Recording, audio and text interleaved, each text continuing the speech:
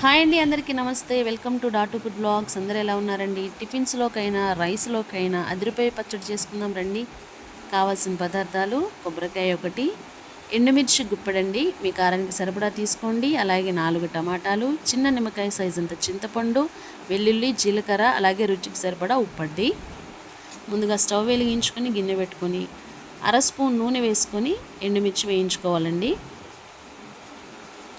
ఎండుమిర్చి వేగిన తర్వాత అందులోనే టమాటాలు, చింతపండు అవి ఉడకడానికి సరిపడా నీళ్లు కూడా పోసుకొని టమాటాలు ఉడికించుకోవాలి. టమాటాలు ఉడికిన తర్వాత కొబ్బరి ముక్కలుగా చేసుకొని ముందు కొబ్బరి ముక్కలు మిక్సీ పట్టుకుందామండి.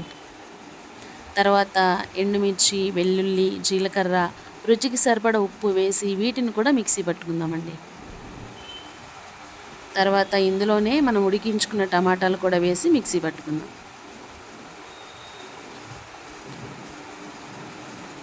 అంతేనండి, మన కొబ్బరి పచ్చడి రెడీ. తాలింపు వేసుకోకపోయినా ఈ పచ్చడి బాగుంటుందండి. నేనైతే తాలింపు వేసుకుంటున్నాను.